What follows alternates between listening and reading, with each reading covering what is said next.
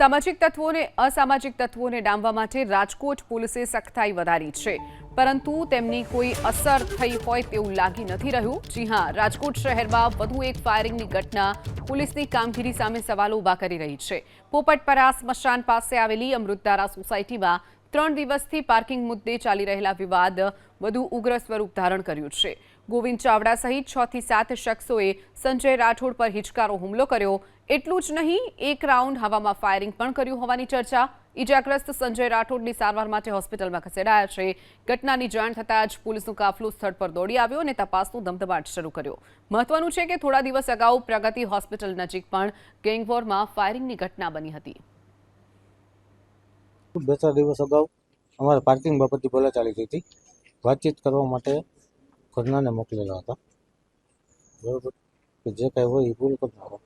તમારા ઘરનાને ગાળો દીધી એને, બરાબર। એ બાબતે અમારે બોલાચાલી થઈ પછી અમારે રાતે સમાધાન થયું, બીજા દિવસે સમાધાન થઈ ગયું।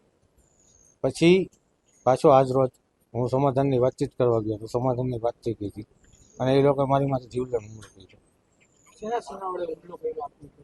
ધોકા, પાઇપ, તલવાર, ફાયરિંગની વાત આવે છે, સાચી વાત છે કે નહીં? ફાયરિંગની વાત આવે છે।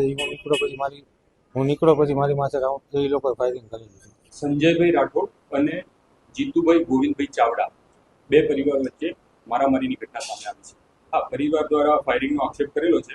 અત્યાર સુધી પોલીસે સ્થળની પણ વિઝિટ કરી છે અને પ્રાથમિક રીતે અત્યારે ફાયરિંગની કોઈ ઘટના થઈ હોય પુષ્ટિ મળી નથી। પ્રાથમિક ફરિયાદી જે છે સંજયભાઈ રાઠોડ, જેને ઈજા પહોંચી છે, એની પ્રાથમિક પૂછપરછ કરતા પાર્કિંગની બાબતે બનાવ બનેલો હોય એવું જણાય।